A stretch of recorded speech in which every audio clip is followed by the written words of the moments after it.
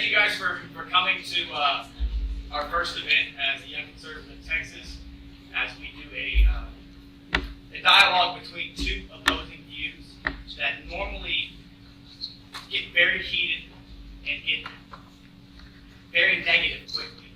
And my hope as the president of the Young Conservatives in Texas is to be able to take two opposing views and have them examined and put forth by people who are not just speaking their opinion, but what they act out in their life and what they do. And so I want this to be a civil dialogue so we can all come in here open-minded to take an opportunity to hear what people have to say with different views and different opinions and walk out either changed or the same. And so that's the purpose of this. And so I wanted to take an opportunity to first introduce Heather Busby. She is the president and executive of Naral Pro-Choice Texas. Correct me if I'm wrong. And so she is going to be speaking on why she believes that abortion is morally ethical to have. And Eric is a Christian apologist. Eric Hernandez is a Christian apologist, and he will be speaking on why he thinks it's not moral to have an abortion. And so I just kind of want this to be a free-flowing conversation. I don't want this to be a formal opportunity for people to say, this is what I believe, this is what I believe, this is what I believe. I want people to have a time to have a conversation. And so at this time, Heather, if you just want to kind of share what you do and why you're here, and give your argument. Sure. Thanks, David. So I'm Heather Busby. I'm the executive director of Naral Pro-Choice Texas. And Naral Pro-Choice Texas, the Naral, which is kind of a weird acronym that no one knows how to pronounce half the time. Dave did a perfect job with it. It's a statewide advocacy organization, a reproductive rights advocacy organization that has been in Texas since 1978. And so we educate the members of the public and we engage them in the civic engagement process. We lobby at the Texas Capitol. We hold trainings and events statewide. We go into communities both liberal and conservative of all shapes and sizes here in Texas. I personally grew up in a conservative town in South Texas. Y'all probably seen signs for Victoria, down 59. And me personally, so my background, I am an attorney. I got my law degree in Houston.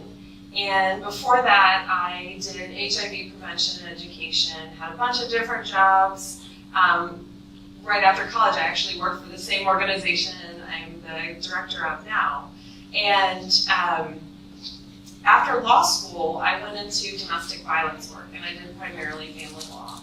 And so for me, this issue is very intricately tied to that work and my experiences as a family lawyer in dealing with some of the worst disputes that couples go through and relational problems. And especially seeing how that affects children and what happens there.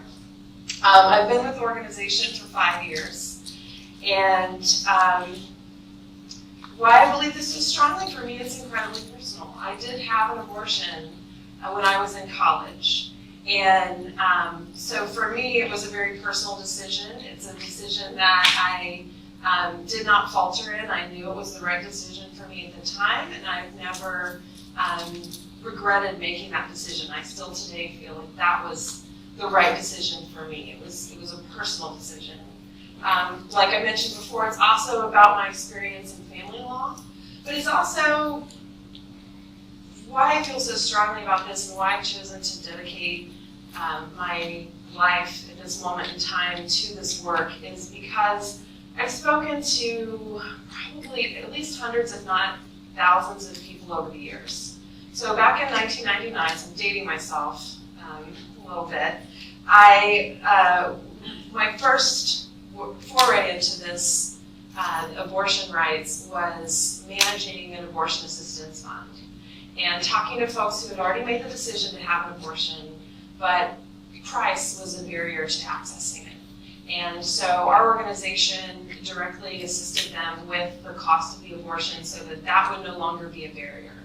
And then in 2001, I was part of a group that co-founded an abortion assistance fund called the Lilith Fund, which is still around today and doing quite well. And most of my work through the fund was working on the hotline. And so I talked to folks from all walks of life. I talked to women who were needing an abortion for themselves. I talked to parents and grandparents of teenagers who were looking to get an abortion. I talked to spouses of folks who needed an abortion, and cost was the barrier. And through that experience, it gave me a glimpse into the variety of circumstances that people find themselves in, and that abortion is just one piece of their life. It's not the main part of their life. It's just one thing that they're experiencing in that moment of time. It's often a part of the spectrum of a reproductive history that someone goes to. So the same woman who has an abortion may also give birth, may also decide to give a child up for adoption later on. Those are all the same folks. In fact, 60% of people who have abortions are already mothers. One of the biggest things that stuck out to me as I did this work, one is that you never know, like when you think you've heard it all, you're going to hear something else. So you can never, every situation is unique. Every person's circumstance in life is different. So making a one-size-fits-all law is not going to work for people's personal lives, and someone's going to be negatively impacted by that. Two, this is a decision that people are making. Ultimately, the decision whether or not to have an abortion is a family decision.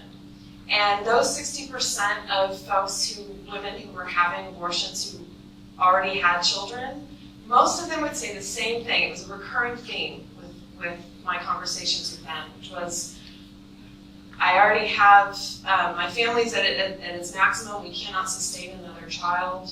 I am making this decision because it's the best decision for my children. This is for my children. So to me, that really struck me deep in my heart and really brought out the compassion that I had for these women who I was speaking to, who were making these decisions because they were good mothers. These were parenting decisions that they were making, and that rarely enters into the dialogue, especially the political dialogue. So it's about personal decision making. It's about every person's bodily autonomy. It's about your hopes and dreams, and it's about decisions about family. It's also for me about care and compassion for a pregnant person's health and well-being. So once a person has made a decision to have an abortion, I want them to be able to make the decision that's best for them and to be able to access care that's available to them, that's in their community, that's accessible, and that is quality care. I don't want them to have to walk through a line of protesters. I don't want them to have to feel shame and stigma. I don't want someone to go and put a guilt trip on them because they made a decision that's best for them. Because it's not my place to judge, and it shouldn't be anyone else's place to judge. Like I said, everyone's situation is different, and for me, it's about respecting the unique circumstances that people find themselves in, and allowing them to make the decision that's best for them. It's about fairness. No one should be denied the health care that they seek because of their zip code or because of what's in their bank account. Everyone should have access to the care that they need, and that's what we need for having healthy families. I want mothers to be healthy. I want children to be healthy. I want families to be healthy. And along those lines, it's about social justice.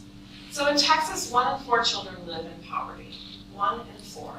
25% of the children in the state live in poverty. Of low-income households, half of them are headed up by single mothers, and women are 60% more likely to fall into poverty than men in Texas. So when you think about these family decisions that folks are making and how families can be negatively impacted if those decisions are not able to be carried out, it can have a really detrimental impact on our state. And for me, it's not about deciding for other people about whether or not they can have an abortion or should have an abortion or messing around in their life and their personal decision making, I think the state should be prioritizing taking care of those 25% of children who are living in poverty in the state. I think we have a moral responsibility to feed, care, and clothe the people who are here, the children who are here. We have a responsibility to educate them, to provide for them, and that is not something that our Texas state government is doing. The other thing that most folks, and it's becoming more and more known, is that we have an appallingly high maternal mortality rate. Texas has the highest maternal mortality rate in the developed world, not just in the United States, but the entire developed world. And that's disgusting. For a state with the resources that we have, that should not be happening. And so those are the problems that we need to focus on. We shouldn't be focusing on the personal healthcare decisions that people are making. How am I doing? I've got about a minute. Okay, quickly. So the other thing that I want to stress is that I don't think that politics should have anything to do with this. This should be a decision between a pregnant person, their doctor, their family, their own personal faith. And it's really, abortion has been used as a callous political pawn. And it's fine if you want to talk in terms of, I call it, your protest signs, pro-life, pro-choice. It's a child, not a choice. It's, my body, my choice. Like, that's not how people think. That's not how I think. It's probably not how most of you think. Our lives are lived in a more gray area than this black and white. And to use people's personal family decisions and their health care as a political pawn is disgusting. And so, I would like to be out of a job, frankly. I would like for this to be a non-issue, and for doctors and patients and families to be making these decisions for themselves without politicians interfering. So I'll close on that. Awesome. Thank you. Thanks. With that, we'll give Eric the same amount of time to kind of give his opening and what he's advocating for. First, I'd like to begin for everyone coming to the meeting and thank Heather for coming and David for putting this event together, and for the school's willingness to have an engaged discussion on such a vitally important topic, namely the question of whether or not it is ethical or moral to have an abortion. For the second time, I'll just jump right in. To begin with, let's start with the thought experiment. Suppose one day that your 5-year-old son or daughter came up to you with your back turned and asked, "Mom or Dad, can I kill it?" Now, of course, your answer will not be an immediate yes or no, but will be, "Can I kill what?" The spider by your mom's bed? Go for it. Cockroach trying to get inside the door? Please do. But your brother or sister? We need to talk. And what we learn from this is that we cannot answer the question of whether or not we can kill something unless we know what that something is. And this is the most important, fundamental question that must be resolved before we can attempt to answer the question of whether or not abortion is immoral. Because it is undeniable that abortion takes the life of a living thing, and therefore to answer the question of whether or not it is right to take the life of this living thing depends entirely on what the living thing is. Which means that the answer for tonight's discussion is actually quite simple. If the unborn are not living, growing, individual human beings, then you can have as many as you like. This would be no different than pulling a tooth or cutting your toenails. However, if the unborn are human beings, then what justification can be given for taking the life of an innocent, defenseless, unborn child? As author and apologist Greg Koppel puts it, if the unborn are not human, then no justification is necessary. However, if the unborn are human beings, then no justification is adequate. In a syllogistic format, the only argument that I have to give would be as follows. Premise 1, it is wrong, i.e. immoral, to intentionally kill an innocent human being. Premise 2, abortion intentionally kills an innocent human being. Conclusion, premise 3, therefore, abortion is morally wrong. Now, the science of embryology indisputably backs up the second premise that abortion takes the life of an innocent human being. So to read from a basic medical textbook of embryology, it says, the development of a human being begins with fertilization, a process by which two highly specialized cells, the spermatozoon from the male and the oocyte from the female unite to give rise to a new organism, the zygote. This is from Medical Embryology, 3rd edition. Or take this text that says a zygote is the beginning of a new human being, i.e. an embryo. And this highly specialized totipotent cell marked the beginning of each of us as a unique individual. This is Keith Elmore from the book The Developing Human, Clinically Oriented Embryology, 7th edition. Now just to be clear, this is not, what I just read is not some theological, Bible-thumping perspective. This is not my religious opinion or preference on the matter. And I agree with Heather, this is not about politics. To quote philosopher Braxton Hunter, abortion is not a political issue, it's a moral issue that has been politicized.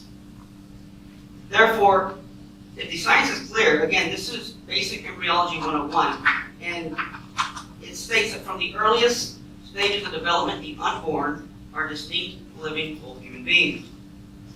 Therefore, if abortion takes the life of the unborn, and if according to science, the unborn are unique, distinct, living human beings, then it is undeniable that the second premise is true, namely, that abortion intentionally kills an innocent human being. And again, don't take my word for it. This is not my position as a pro-life per se, because we can quote and see that this is acknowledged even amongst the abortion community as well. Dr. Warren Hearn, who is the author of the book Abortion Practice, which is a medical text which teaches doctors how to perform abortion, he writes, "We have reached a point in this particular technology where there is no possibility of denying an act of destruction. It is before one's eyes," and he speaks about the process. He says, "The sensation of dismemberment flows through the forceps like an electrical current." His words, not mine. Or take liberal Professor Ronald Dworkin, who says in his book Life's Dominion, he writes that abortion deliberately kills a developing embryo and it is a choice for death. Feminist Camille Paglia, who is a strong supporter of abortion, writes, says, and I quote, "I have always frankly admitted that abortion is murder," again her words, not mine, "the extermination of the powerless by the powerful, which results in the annihilation of concrete individuals and not just clumps of insensate tissue." I want to take a moment here just to pause. If you're here tonight and you had an abortion, my job here tonight, I'm not trying to come here and beat up on you. I'm not trying to come here and condemn you or anything like that or convict you. For me, this event is far more than a quote-unquote debate on abortion. For me, this is literally an opportunity to save countless lives of innocent, unborn American citizens by demonstrating how abortion is essentially homicide and thus abhorrently immoral. But again, if you're here not and you've had an abortion, I'm not here to condemn you. Well, I definitely believe it's wrong, and in fact, if anything, I believe that the people held responsible are not the women per se, but the doctors themselves performing the abortions who know full well what is going on. But again, if I could put on my Christian apologist hat for a second. If you have had an abortion, I do want to let you know one thing, that there is a God who loves you and does forgive you, and who gave the life of his son so that you would not have to give the life of yours. And if you've had an abortion, there is forgiveness, there is peace.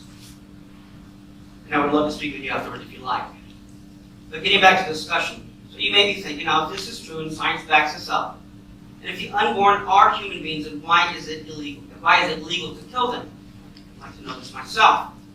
In this country, if you destroy a bald eagle egg, then you can be fined up to $10,000. But if you get an abortion, not only will you not get fined, but we want the government to pay for it. Which means that we live in a country where it's safer to live inside the shell of an eagle egg than it is to be in your own mother's womb. How is the rationality of our country? Perhaps you may be thinking, on the other hand, that embryos are different from us. And you're right, they are. Quite frankly, yes. But are the unborn different in ways that would justify killing them? According to Dr. Stephen D. Schwartz, he says that there are only 4 essential differences between you as an embryo and you as an adult, but none of these differences justify killing you then but not now. That is to say, any argument that could be given in favor of abortion could equally be given in favor of killing any one of us. This is famously known as the SLED test, which is the acronym. And it stands for size, level of development, environment, and degree of dependency. So let's briefly go through each one. Sorry. The unborn are smaller than us. True. Size, yes. But also men are typically larger and women are typically smaller than men. But does this mean that I, as a man, have more rights or value as a human being than women do? Absolutely not. In fact, the unborn babies are also smaller than us.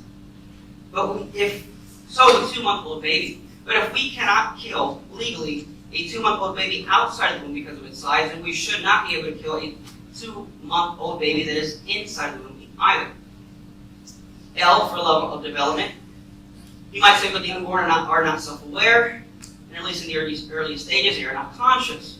Sure, but neither is a person in a coma or under anesthesia during surgery. So can we kill them as well? In other words, if we cannot kill someone outside the womb because of their functional development, then we cannot kill them inside the womb either for the same reason. E for environment. Now this justification is probably the most popular and in my opinion also the most absurd. Namely the issue of where the unborn is located, in the womb. But see, where you are does not determine what you are, and where you are does not determine your value. For example, suppose you had to drive 70 miles to get here, which was pretty much my commute. And in that process, you did not cease to be human, and neither did you cease to be valuable. But here's a problem. If changing locations and traveling 70 miles to get here did not change your value in being human, then how can traveling 7 inches down the birth canal suddenly change your value as a human person? Degree of dependency. It's argued the unborn are dependent on their mothers for survival, but this is not just true in the womb, but outside the womb as well. Many mothers breastfeed and depend on their mothers outside the womb, if not as much as inside the womb. But if degree of dependency is the justification for killing a child, then by the same logic, we can kill it outside the womb as well. While much more can be said, I submit to you the following. This debate cannot be a question about social justice issues regarding women's rights, but is instead a moral question regarding human rights. Thank you. So now that we got that out of the way, the whole point of why we came, to be able to hear two opposing views, interact in a respectful, civil manner, and to be able to take home what both sides have to say and to make your opinions based off of that. You would like to counter rebuttal or? Sure, if I could just kick it off. So I have a couple of questions for you, Eric, based on the viewpoint that you shared. And I do want to say that I think that you're drawing some false equivalencies here. I think there's a huge difference between, say, a 6-week-old embryo and a 2-month-old baby. And everyone in here, despite the state of sex education in Texas, I think that we all know what a pregnancy is, and that pregnancies can end up in a live birth and a baby, but that's not the only outcome of a pregnancy. Are you aware of the miscarriage rate? Not the right direction. Yeah, so it's 8 to 20% of women who know they're pregnant goes in miscarriage. It's much higher than we talk about because that's another area of pregnancy that's stigmatized and there's a lot of shame and judgment that goes into it. And that's people that know they're pregnant. That rate is probably much higher.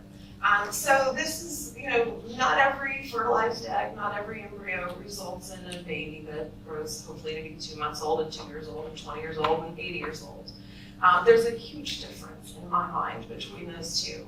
So, no, I just have one question for you, Eric, that, more than one question, but the question that I'll end on and then have you respond is, there's an interesting scenario that has been brought up recently, and I'm curious to hear your answer to this scenario. So let's suppose that you are in a fertility clinic, and the fire alarm goes off, and it's getting hot, there's smoke, the flames are coming in, and you hear a child crying in a room. And down the hall, you see a sign that says 1,000 fertilized human embryos. You have the choice of saving 1,000 human embryos or one crying child. You can't do both, because doing both will result in you dying and the child dying and the embryos being destroyed. What do you choose? Well, if I could first respond to what you said earlier, talking about miscarriages. The problem I have with that rebuttal or argument is that in a miscarriage, something goes wrong and you have the death of an unborn child. In an abortion, something goes right and you have the death of an unborn child. So I don't see how those two are in any way related. Regarding your question, this is the old question of it's kind of like the trolley example in philosophy, but for me, this doesn't get back to the fundamental question of what is the unborn. If the unborn are human, then regardless of which I pick, it doesn't negate the fact that they are both equally valued true. Because you could equally say what I say, and it also depends, is the unborn my child, or are these, 1,000 fertilized eggs, which I reject these statements because a fertilized egg is there. It's not a quote fertilized egg, it's a developing human being at that point. So it depends. Is it my child, or are the other eggs my child? Because if my wife was infertile and this was the only way she can get pregnant, then I would say them because those are my children. So really, I just don't see how the question gets back to whether or not they're human. Would I say one person in a fire or 1,000 old people? Well, regardless of who I choose, it doesn't negate the fact that whatever decision I made would have been more to save innocent human beings. Okay. Let's see. You said that we have a moral obligation to feed, care, and clothe people that are already here, correct?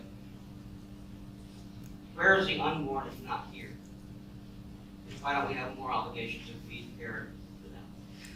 Not every pregnancy results in a birth. My question to you in response is... But my question was, well, where are they? Let me finish it. Do you consider women human? Absolutely. Do you consider pregnant people, regardless of their gender identity, to be human? Yes. So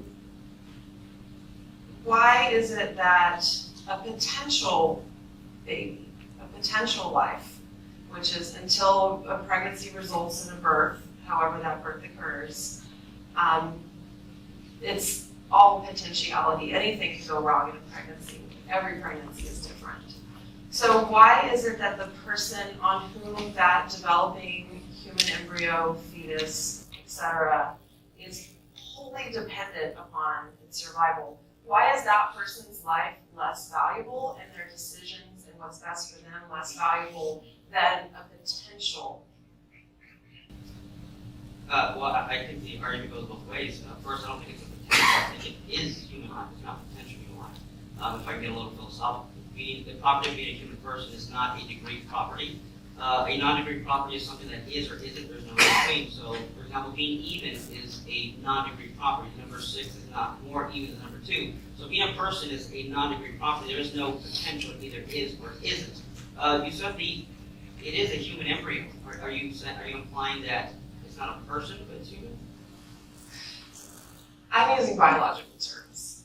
So I don't think that a human embryo is a person in the sense of a living, breathing, walking, thinking, sentient human being. There's a difference between a baby and an embryo is what I'm saying, biologically. Well, absolutely, but they're still persons. You said that they're not living, breathing, walking. Well, they are living, they are breathing, so perhaps they're not walking. So by that line of logic, would it not be okay then to go up to a person confined to a wheelchair who's handicapped and kill them as long as they're not walking? I'm not even going to answer that. But that's where you're. That's preposterous. That's what you said. It's not my. I mean, I agree, but that's not my argument. That's your argument. Okay. So I think what I really want to ask you, and biologically, you're never going to be in this position. I mean, that's the truth, right? Can you empathize with what it feels like to be pregnant and with every fiber of your being not wanting to be pregnant? Sure. And can you empathize with that person knowing with every fiber of their being that not being pregnant is the absolute best thing for them? Sure. And so if you can empathize with that, regardless, and I respect your views on, when life begins and your moral view. I'm not questioning that. I don't want to tear that apart. But it's not my moral views, it's science speaking on life. Okay, well, that's fine. Let's just accept that. And if you can empathize with that person, regardless of your own viewpoints on abortion, isn't it not that person's place to make the decision that's best for them? What person's place? The pregnant person.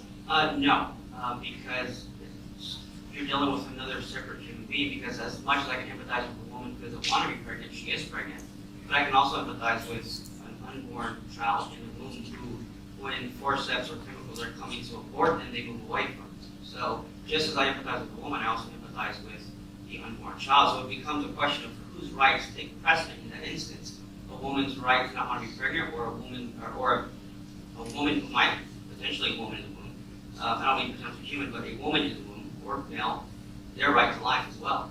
I don't see how that, just as I can empathize with a slave owner who wants to make money, I can also empathize with a slave who does not want to be a slave. Yeah, I'm unpacking that for a minute. Yeah, I don't empathize with the slave owner. I empathize with the slave. And by what I'm hearing from you I mean, is empathize that... to make money. Like, I can understand he wants to make money, but his way of making money with slavery, no, I Okay, well, I would like to just maybe ask if you would stipulate that slavery is moral. Is that Well, something you would absolutely. stipulate to? Okay, well, let's not take it there. like abortion though, but that's not fine. Well, then I'm going to use a little bit of your terminology, but in a different way. Do you think that a pregnant person should then be forced to carry a pregnancy to term against their will and have their body used as essentially a vessel for a potential baby? Well, I don't think it's a question of force. I think that's what happens naturally. I mean, I can equally ask, should a woman with a 2-month-old baby be forced to raise this child? I mean, that gets into rhetoric of force when, again, the question is it an unborn? Is it a human being? Does it have a right to life? And if the answer is yes, then I just don't see what justification we give for killing it.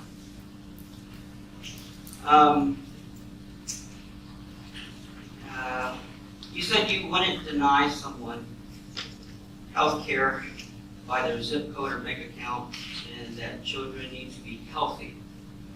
So the unborn does not have a zip code, but definitely has a location, does not have a bank account, so why discriminate against the unborn when it comes to their health?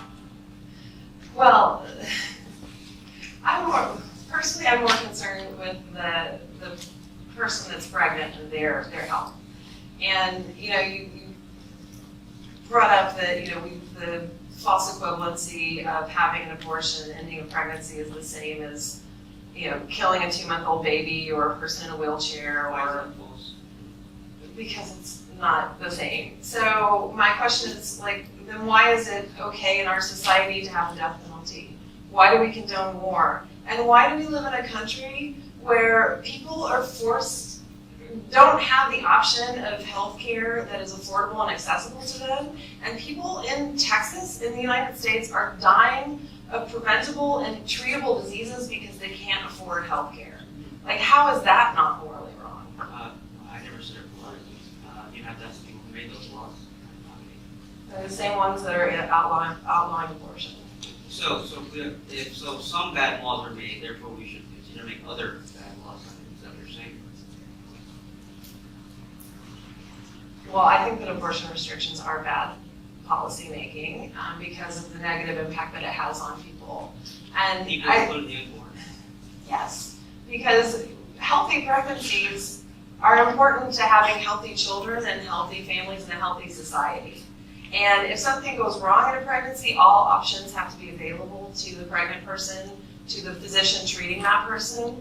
And if someone is not able and willing, or is not, if someone does not, for me, it's, do you want to remain pregnant? If that answer is no, then that person's decision should be respected. Can you remain pregnant? And often that answer is no. We're not just talking about elective abortion, but there's also medical terminations. So you have a pregnant person, and the outcome of that pregnancy is in large part dependent upon the decisions that that person makes during their pregnancy and their own personal health. And pregnancy can put someone's life at risk and their health at risk. And I would like to see everyone have every option available to them, all the resources available to them, to have a healthy pregnancy and to have a healthy birth and to have a healthy postpartum. How is And- abortion healthy pregnancy?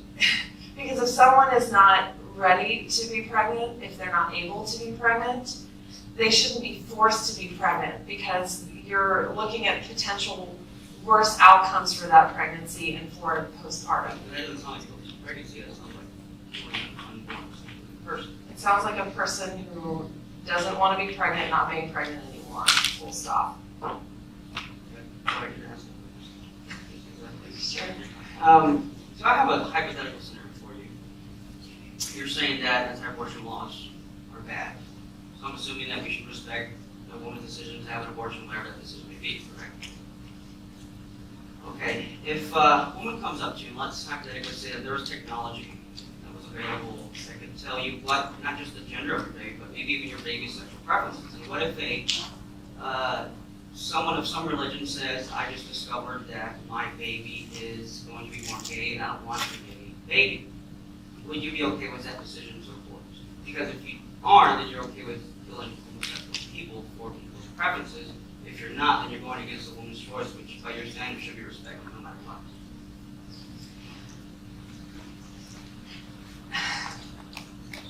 Well, that technology doesn't exist. So What happens? And if it didn't exist, let's say she believed it. Let's say that she was lied to, regardless of whether it exists or not. This is her position. This is her choice. Are you for choice in this instance? You know, honestly, in that type of situation, I would engage that person in further conversation. I wouldn't just say, it's not a yes or no, it's a, well, let's talk about this, let's talk about your feelings. And I would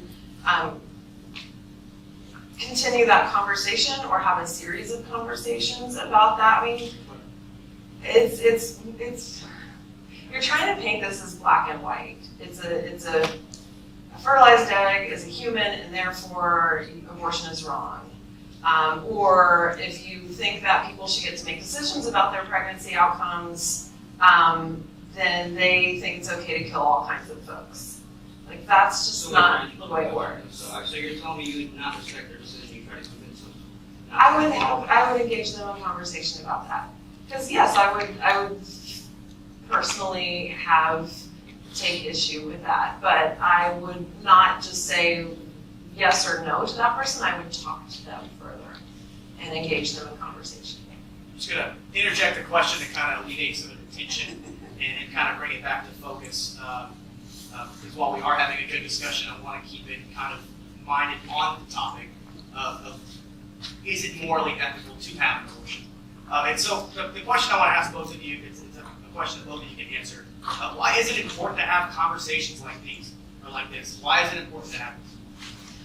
I think it's important because we don't live single-issue lives. We don't live our life in black and white terms. It's a gray area, and for most folks, it's a gray area. Regardless of how you feel about abortion personally, not everyone gets to make decisions for everybody else. For me,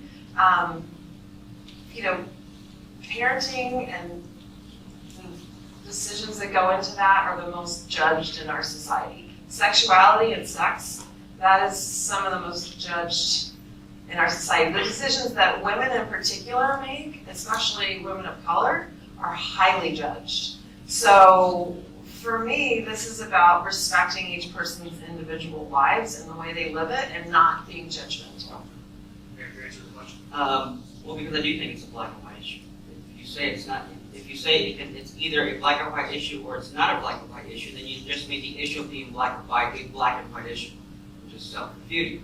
I think it's important because it's a black and white issue of taking the life of an innocent human being. Just as when slavery was around, Abraham Lincoln said, well, if your argument is that we should own slaves because your skin is fairer than theirs, then be careful because the next person who has skin lighter than yours, you're now their slave. If your argument is that it's okay to have slaves because they're not as intellectual or smart as you, then be careful because the next person who's smarter than you you can now become their slave. So it's important because this is an issue of a voiceless, defenseless group of people who are being discriminated against, who have no voice, and someone has to speak up to them. Okay, just another question to both y'all to answer. Is the issue of abortion only a woman's issue? No. So abortion primarily affects, obviously, people who are capable of getting pregnant.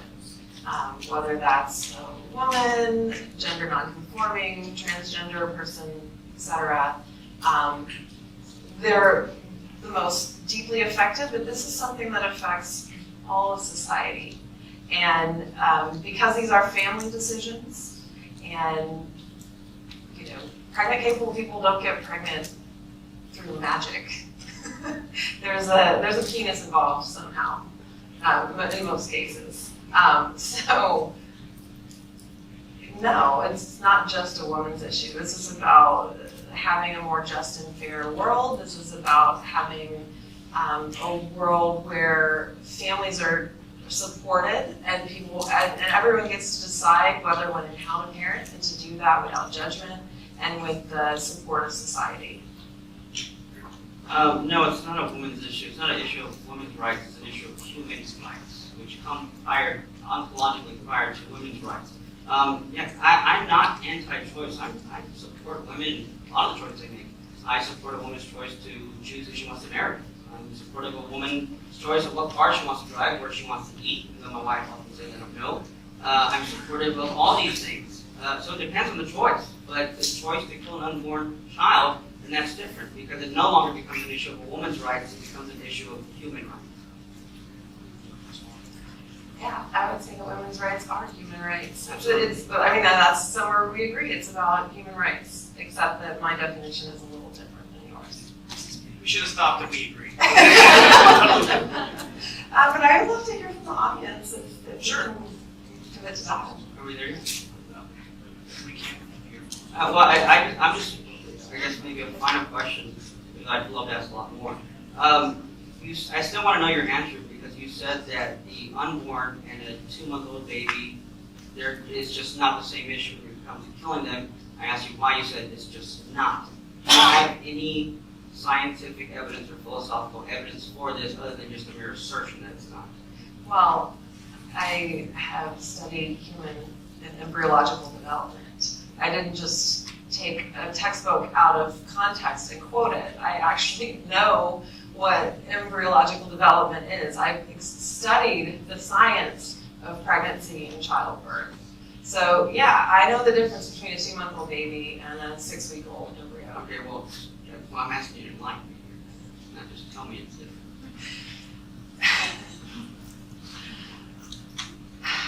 So,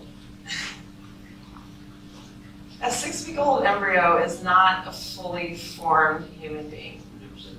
Well, It's a full human being, but not fully. I mean, a lot of people here aren't fully formed yet. I don't want to get into a science discussion. Neither one of us are medical professionals. I mean, the male's brain doesn't stop growing until they're 25, so I mean, I think, yes, there's a difference. That's my answer. There's a fundamental difference there for me. And that's my opinion. It's based on scientific evidence. Why you just asserted that.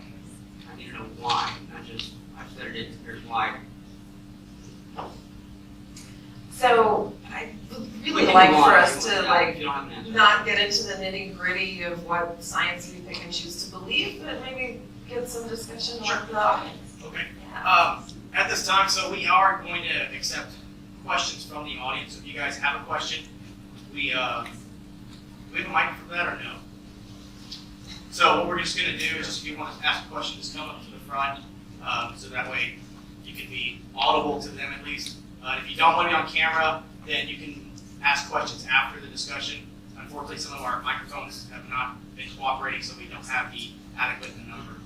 So if you guys want to ask questions, also, if you are going to ask a question, you come up to the front, and if you're okay with being on camera, just go see Ms. Professor Steele in the back, and you can sign a release form, so that way we're cleared with the school. So, do you have any questions? Anybody want to ask a question? Wait, would you come?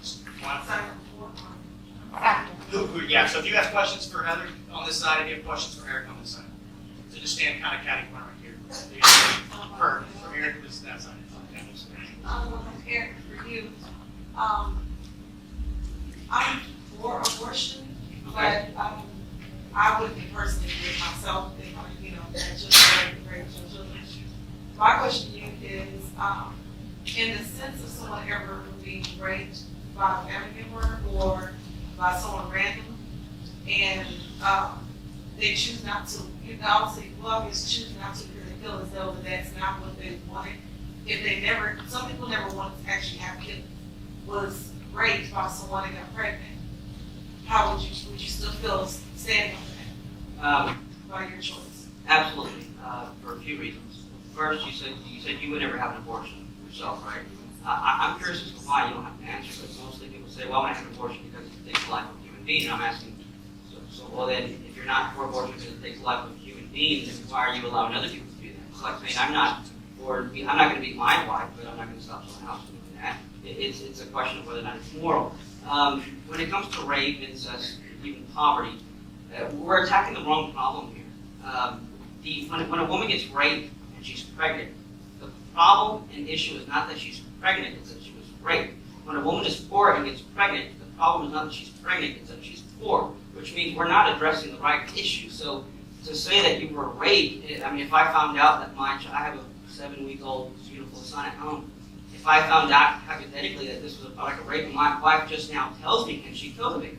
Because if you can kill the baby for being raped inside the womb, then why can't you do it outside the womb? So, yeah, my position stands.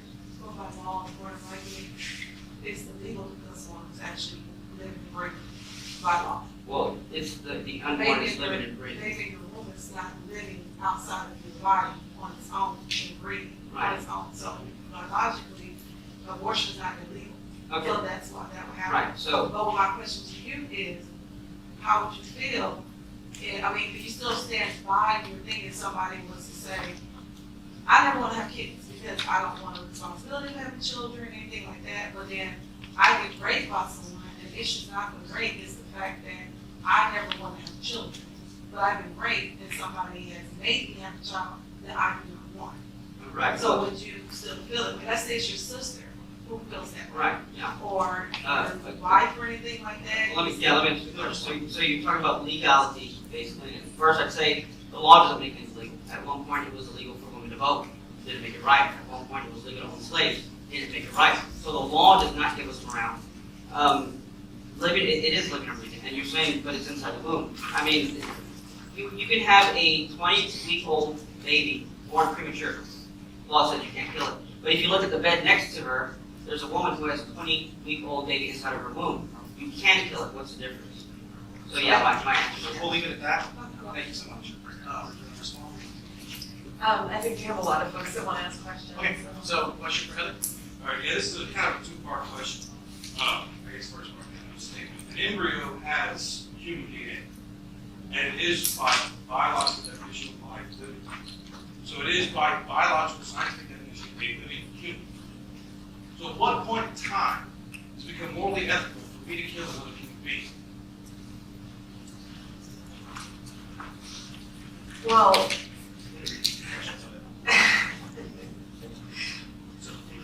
yeah, so you're asking me what I believe would be a morally ethical point in time to not kill another human being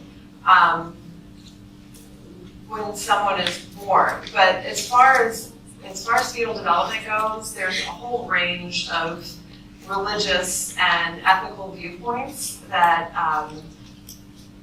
throughout time have varied. And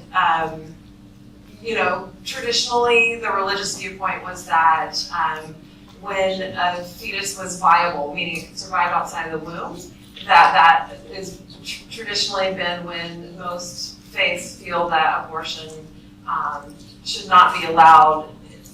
And so that's one viewpoint. Another viewpoint that other religions have had, like the Jewish faith, is that regardless of the gestation, the mother's life takes precedence, and that life doesn't begin until the first breath is taken. So when it comes to morality and ethics and religious viewpoints, people are allowed to have different viewpoints. So I can't answer that for you just like you can't answer that for me. But I was asking at what point in time morally ethical to kill a being. And my question is that morals and ethics vary by the person and their faith in their own belief system. Thank you. Alright, would you like to respond? I mean, just a few things. It's not a debate about religion or someone's preferences. It's a debate about whether or not something's moral. She said they cannot survive outside the womb. I don't know of a newborn that can survive outside the womb. Show me a 2-week-old baby who has a job and can support himself.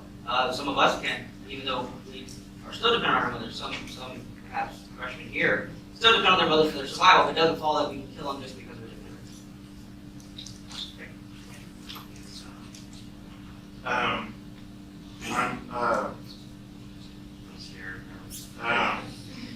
I'm against abortion, straight up, all the way. It's disgusting, it's gross, it's bad. Okay, that being said,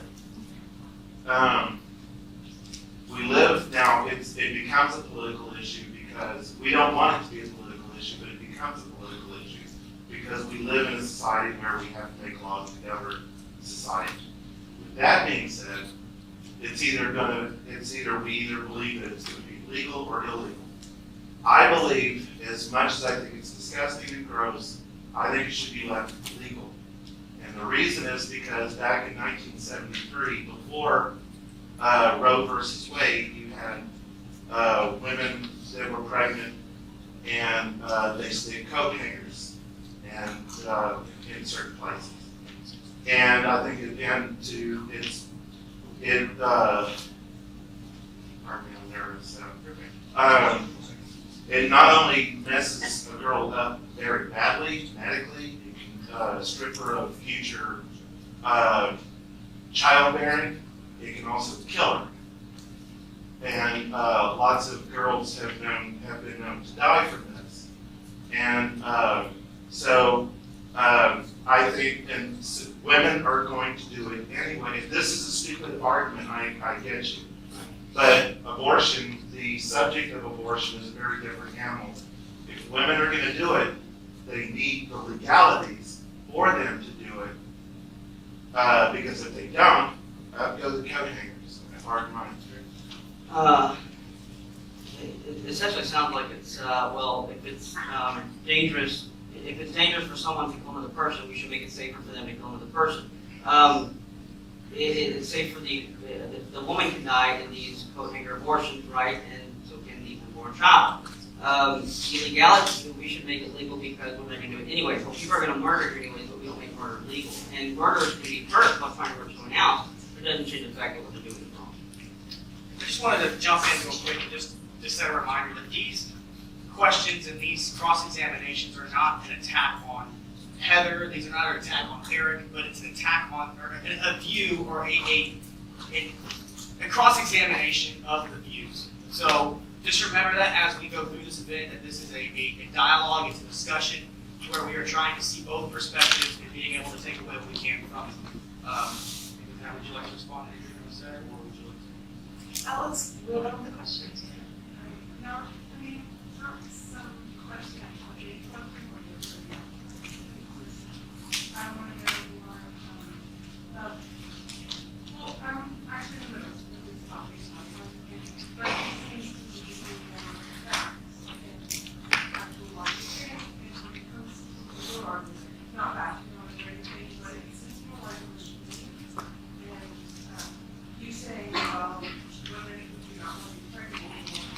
How many I know it's a great case.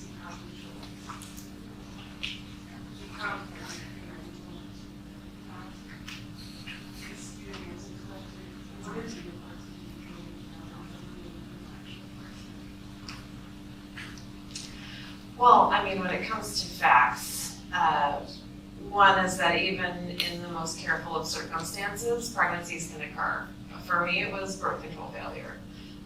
So, regardless of that, I mean, I'm hearing a lot of morality about sexuality and that. The facts are that in countries where abortion is illegal, it is just as prevalent, if not more, than in countries where it's not. But the outcomes are different. There are more women who die what the gentleman said earlier.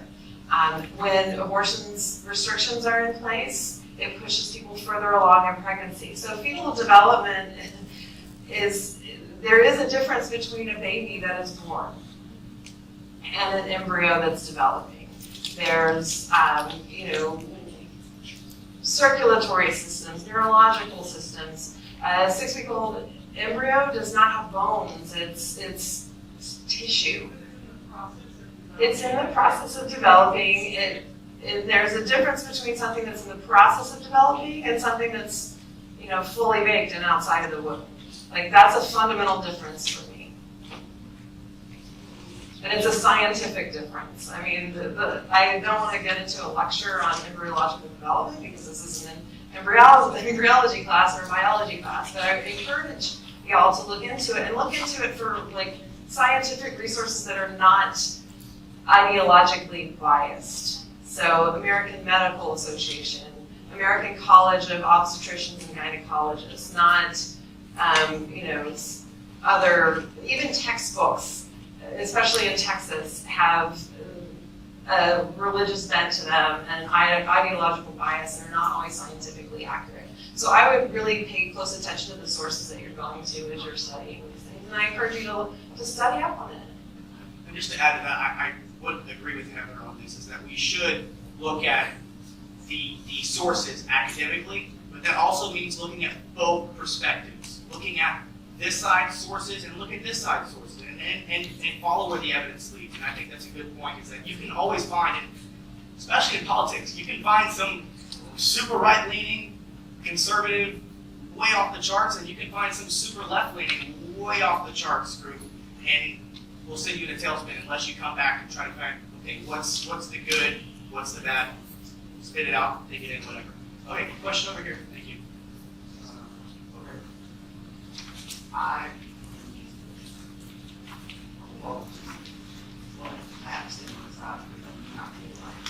No one has the right to have an abortion. It's my question to you is, you're saying they should make the law that says one can't have an abortion, but basically what you're saying is they should put something in the law that says one can. And tell a woman when would it put a child. That is right.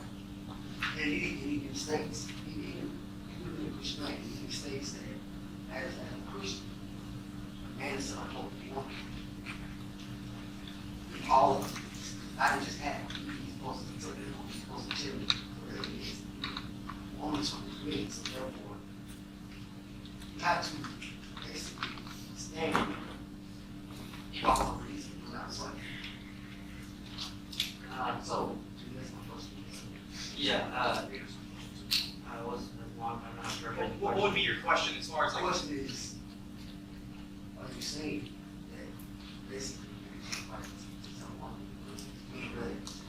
Should a man have a right to kill a woman when we're creating a child? No, that's not what I'm saying. I'm saying a woman does not have a right to kill her child. That's plain and simple. If men are to protect women, I agree. That includes women inside the womb. If we're saying no one has a right to say X, Y, and Z, well then, it's like saying, well, you don't have a right to tell me what I don't have a right to do. So it's not an issue of women's rights. Again, it comes down to an issue of human rights. It's the right of human life. And the unborn is a human person, which scientifically speaking, this is not disputed. This is not my opinion or religious belief. Then it should be illegal to kill an innocent human being.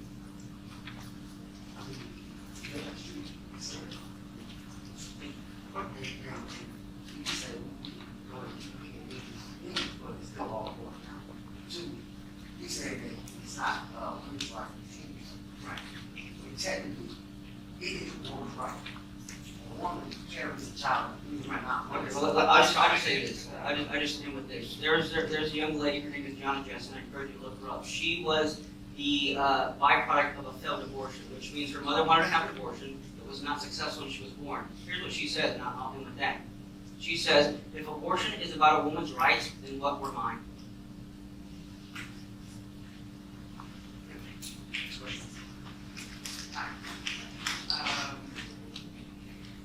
I'm against abortion. Birth happens after 8 to 9 months of pregnancy. Okay? but let's say for some reason the baby was born at 6 months, not completely born, and let's put it into special healthcare with serum and oxygen supplies and stuff. And the mother still does not want the baby. Can you still chop this baby to pieces, kill him, just because of his mother's right not to have him or her?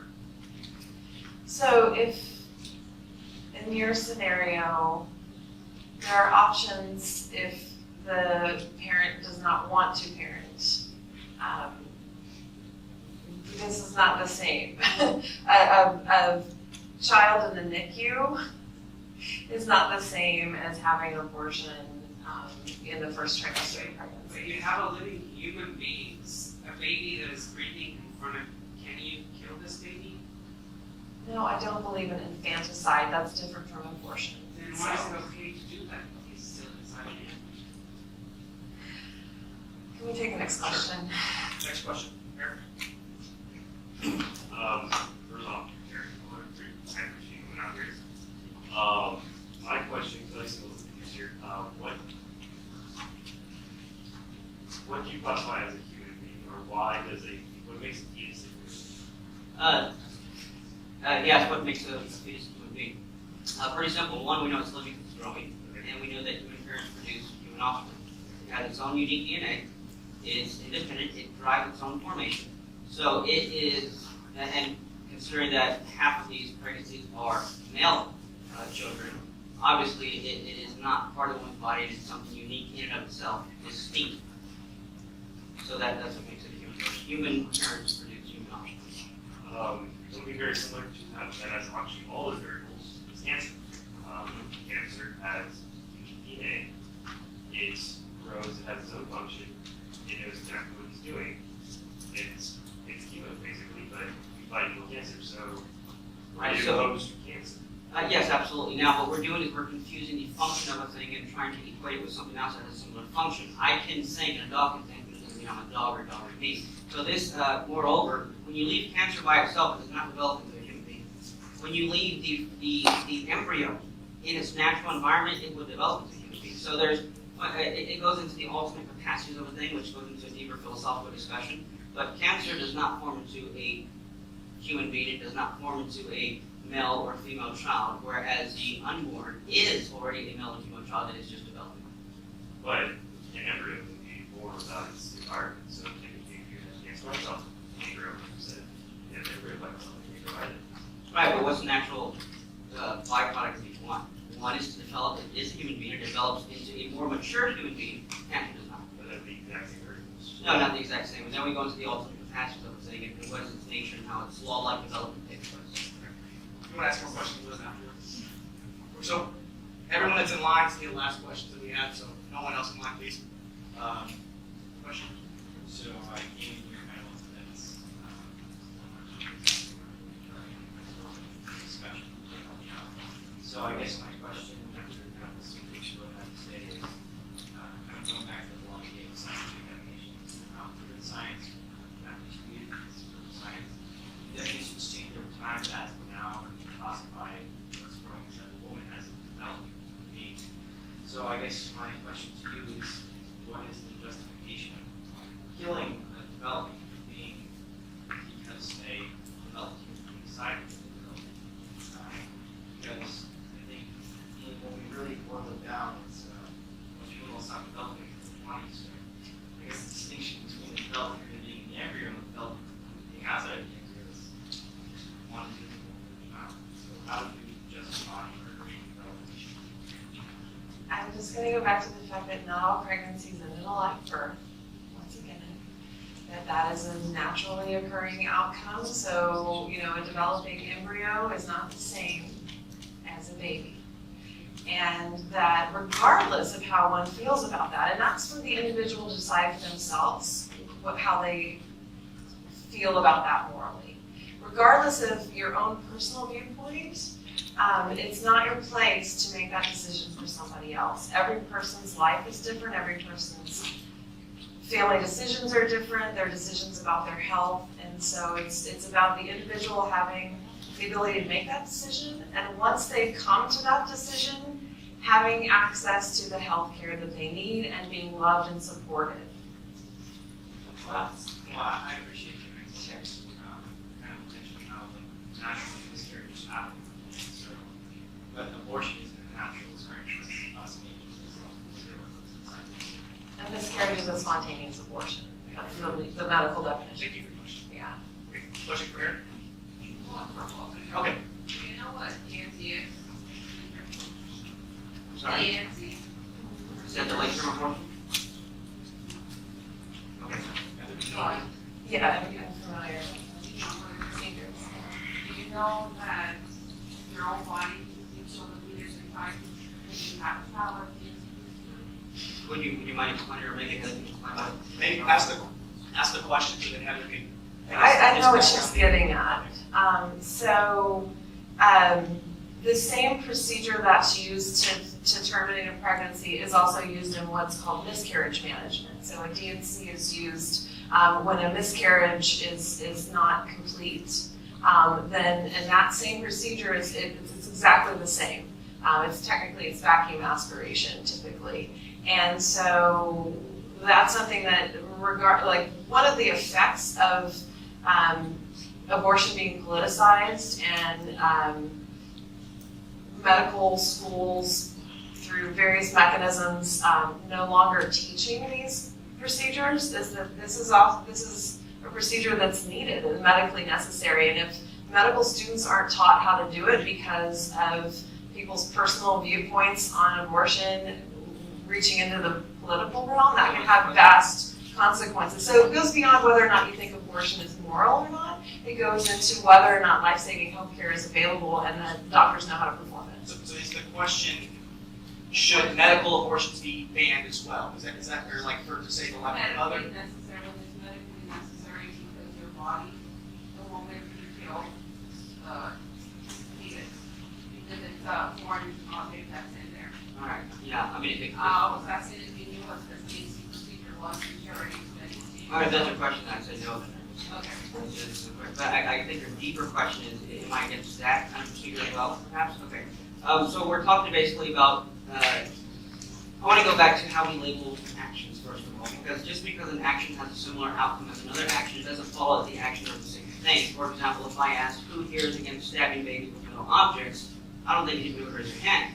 But if I said, let's say this metal object was a vaccine that could save its life, then we will stab a baby at any second to save its life. Now the action and the outcome is the same. You're harming a baby, but the intent is different. So if the intent is to save a woman's life, then we're not talking about abortion. If a soldier jumps on a grenade to save his comrades, he is not committing suicide to make a sacrifice. If a baby is, I don't even know what you mean by the process of miscarriage, it's a miscarriage, it's not a miscarriage, but if a baby, like in ectopic pregnancies, are often, by the time they're found, are already deceased, so you're just removing them. But in the instance in where you're trying to save a woman's life, you're looking at the intent, and I want to call it an abortion, just like I want to call the soldier jumping on a grenade a suicide. Well, yeah, I mean, again, you call it what you want, but when we look at again, philosophically speaking, you have to distinguish the intent behind an action. One more quick example. During 9/11, the government gave the okay to shoot down the last plane that was going to one of the buildings. Which means they were, well, let me finish my answer. Which means they were saying, go ahead and shoot down the plane. So because this instance, it was okay to kill so many lives to save many more, should it follow that therefore it should now be legal to shoot any plane you want in the air? Of course not. You have to look at the intent and the circumstance. So just because there's an instance in which something is needed, I want to call it an abortion, even if you do call it that, we mislabel things all the time. We're going to move to the next question. If you want to ask Eric afterward, we can talk. But that's what's on the document for the doctor. Right? It was also on a document that slaves weren't persons, but we rejected that. We're gonna move to the next one. Question over here. Hey, I have a question. So when we look at like secular science today, and we look at what, say, secular science says about evolution, how we come from animals, or animals are very different characteristics like us. When we look at mating or sex, it ultimately what it is for reproduction. And for humans, the byproduct of that has become pleasure. So wouldn't you say for most cases of abortion and for having a baby and carrying a baby, it starts with your choice to have sex? Even if you're saying you're having it protected or not, the whole act of it is ultimately how we're designed for babies. Well, one, I think there's nothing wrong with having sex for pleasure.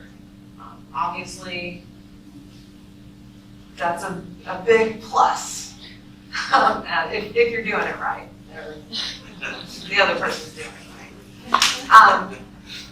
But what I'm hearing in your question, this is an argument that I hear a lot from the other side, is that shouldn't continuing a pregnancy be a consequence for having sex, particularly for having sex for pleasure, which nothing wrong with that is what I'm going to say. Then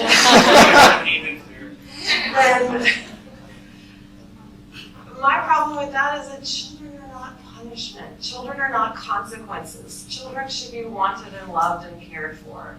And that's the world that I want, the world that I envision. So regardless of how someone had sex, and why does this fall on the woman?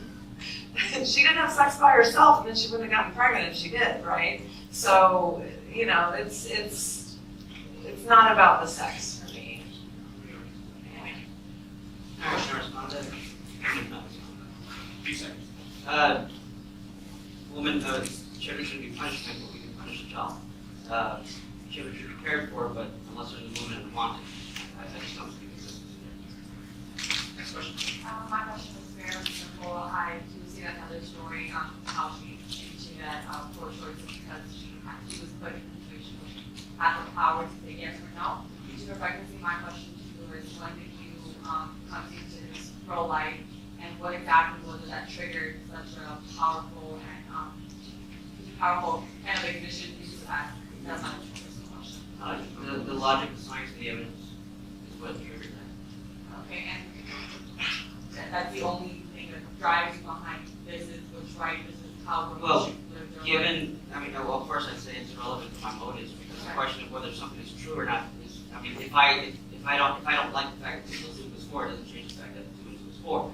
So my motives are irrelevant. Now, if you're asking just on a personal level, then sure, the science, logic, and evidence drove me to the position. And then what it said, the implications of this position, is that we have millions of unborn, defenseless, voiceless children who can, at many points of an abortion, feel pain, suck their thumb, they can smell, they're living, and we're legalizing this killing. If I don't want to go there, but basically, yeah, it's the fact that the implications of what an abortion is said that we need to stand up and do something about it, just like when it came to the Holocaust and slavery. And what programs did you put in the possible, sorry? Yeah, let's stop. What programs or ideas or kind of opinions you have to put into place when you were pushing a woman to go through a pregnancy she does not want to be or go through, and have a child she does not love or care for? What kind of programs or what kind of ideas do you have to kind of fix that if you're going to ban abortions overall and push women to have a child that they do not love or care for due to whatever circumstances? Well, first I'd say being wanted is not a condition for having the right to life. Homeless people are not wanted, we can't kill them. What kind of policies would I put in place? Well, there's already a number of policies. The issue is not whether or not we can kill the unborn. The issue is what can we do to help these women in these situations. So again, I say we're attacking the wrong issue. Again, it's saying, and I think that's also rhetoric to say you're forcing a woman to have this child. Well, that's no different than saying I'm forcing a woman to care for her 2-month-old baby. If you do not feed your children, you go to There's jail. women that don't care for this long term. That was my question. Well, sure there is. There's lots of people. Yeah. Okay, last question, and then we'll have, You said something about a woman should have the right to have an abortion if she doesn't want to. And I know there are a lot of people that have abortions because this guy they don't want more, it's actually mine, or I want to go to school and it's going to get me school. I don't think that those are good reasons to have an abortion, and a lot of people so my question is, you said that if the person was gay, the person found out that they were gay, would it be okay to abort their child? You said that you didn't really believe that you would have a conversation. But if you stand strong with pro-choice, then that choice to abort their child, whether it's gay or not, is that pro-choice. I think that regardless of my personal opinions, regardless of an individual's personal opinions, and what they would do in that situation, what they think is right or wrong. It's not their place to make that decision for somebody else, and that's the difference there. Regardless of how you and I might feel or what we might do in our own lives, we're not walking in the shoes of that other person.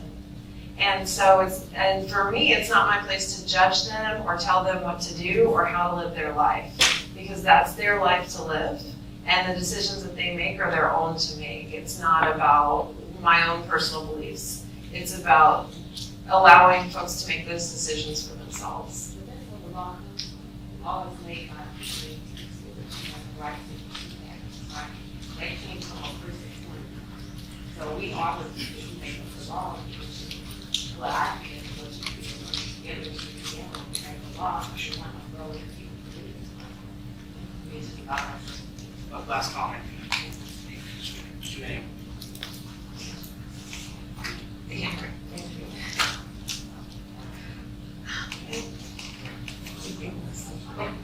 Well, thank you guys for being here and coming to our dialogue, our moderated discussion, to be able to examine both sides, to hear from both proponents of their stances, and to see and to come away with our own opinions, and to be able to take in everything that we heard tonight and go examine it for ourselves. Go to these different sources from both sides to see where does the evidence lie and where do you think you stand.